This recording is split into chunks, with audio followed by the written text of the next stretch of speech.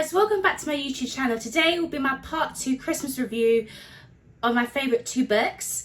It has been a long wait, but this is my last ever video of the year, which I'm really looking forward to. And today we're going to be reviewing Jenny Colgan, A Christmas at the Island Hotel, and Sarah Morgan, The Christmas Book Club.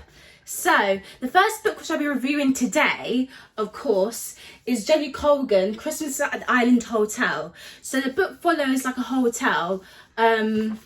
So in the blurb it says, Flora Mackenzie is worried about her brother. Finton hasn't got over the death of his partner, Colton and Flora, and thinks he needs a project.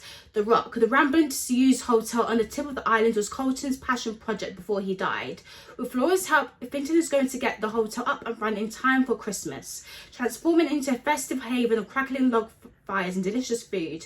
But running a hotel they're about to discover it's not that easy, especially when their motley staff includes temperamental French chef, a sports Norwegian kitchen boy who can't peel a potato without mutilating his own hand, and painfully shy kitchen assistant who blushes when anyone speaks to her. Can they put it together in time for the big opening?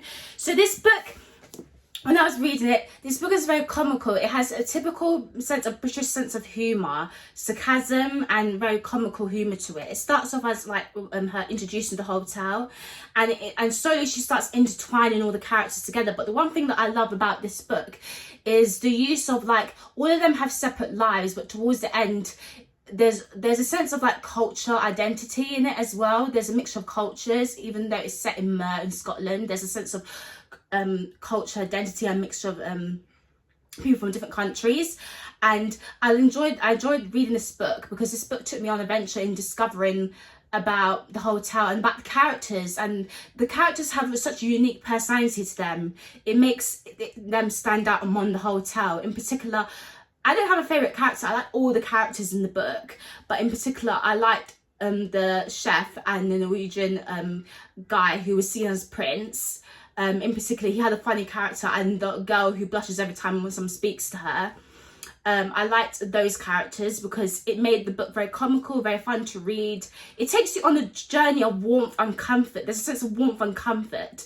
It transcends into autumn, and it goes into winter and then into Christmas. So a sense of transitioning, which takes you on the journey with you, which is wonderful for this festive period to read. Like, I enjoyed reading it. It's a long read, but it'd be worth it in the end, because towards the ending of the book, the characters sort of intertwine, and you're left with this wonderful collection of poetry of love, written in Arabic and also written in Norwegian and written in English, which is wonderfully written by the author, which I really loved. It's a sense of, like, it's about them bringing the hotel together, but at the same time it's about sense of love and friendship. And also when you read the book towards the end, in probably chapter 67, 68, you get a sense of the characters building the hotel together. It's quite hectic in the last couple of chapters because everything happens at once. They're trying to get this hotel running on Christmas Day, and they get a sense of knowing what they're about to do and what they're going to do, and they know what they're doing in their job. But at the same time, it's very tricky for them, because they have to keep the hotel up and running for them. And that's what I like about the book. There's a sense of, like, good world building, but there's also a sense of good characterization. You see the characters' development throughout the whole novel. You see the relationships and how it intertwines with other characters in the book, which all for Jenny Colgan done very well, which I really like. And I really like the front cover. This is a hardback version of the book. You can get the paperback on Amazon, of course. It's not sponsored. I like the cover of it, but the cover is not mainly priority. The book itself, the review, is mainly priority, but I really enjoyed reading it. It was really fun, and I really enjoyed it. I recommend anyone who come up to Christmas wants a good festive read, or wants a bit of laughter and comedy and a bit of love, definitely get this book 100%. The next book I've been moving on to is Sarah Morgan, The Christmas Book Club. So I'm going to read the blurb. A long-lasting friendship. Every year, Erica and Claudia and Anna reunite for their book club holiday. They're bonded by years of friendship and a deep love of books. but there's still so much they keep from each other. A perfect Christmas escape. At the cozy maple sugar inn, Hattie specializes in making her guests' dreams come true, but the Christmas all she wants is to survive the festive season. Between running the inn and being a single mother, Hattie is close to breaking point, the start of a brand new story. Over the course of the eventful week, Hattie sees that the friends and are each carrying the unrolled and spoken truths, but nothing prepares her for how deeply her story will become intertwined with theirs. Will this Christmas be the end of the book club story or the start of a whole new chapter?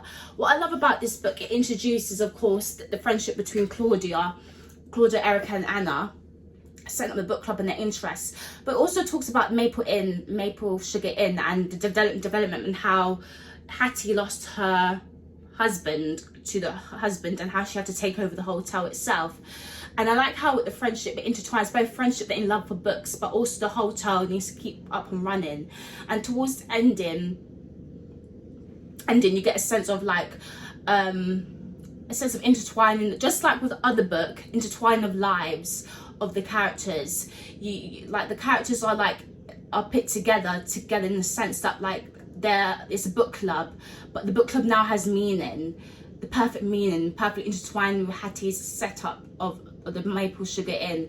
Her husband lives on the memory, but she uses that as her strength to continue setting up the hotel and setting up the inn and welcoming visitors. And of course in the beginning you get a wonderful introduction into the hotel and how it was set up. But what I like about this book is how the author, Sarah Morgan, she allows the characters to be introduced very slowly, but it's broken up into chapters.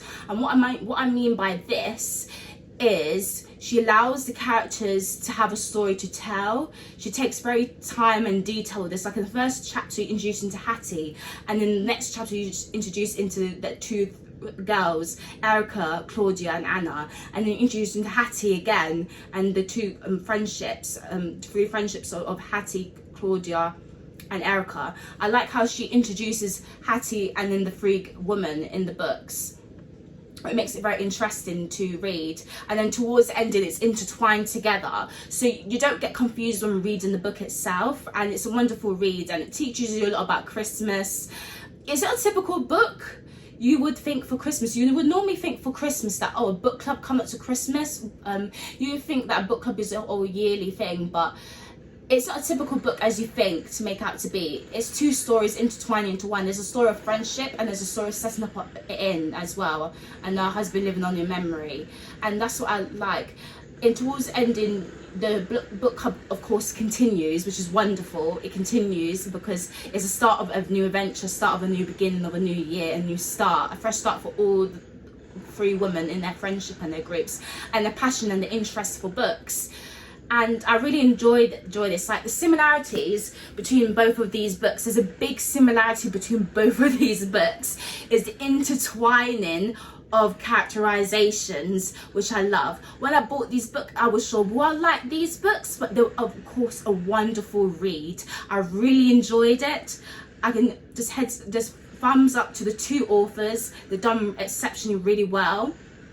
I really enjoyed reading these two books because there's definitely a huge similarity. There's characterizations, there's also a sense of like plot and story, and there's also space for the characters to tell their story, which the two authors wonderfully did very well, which I'm very proud of course.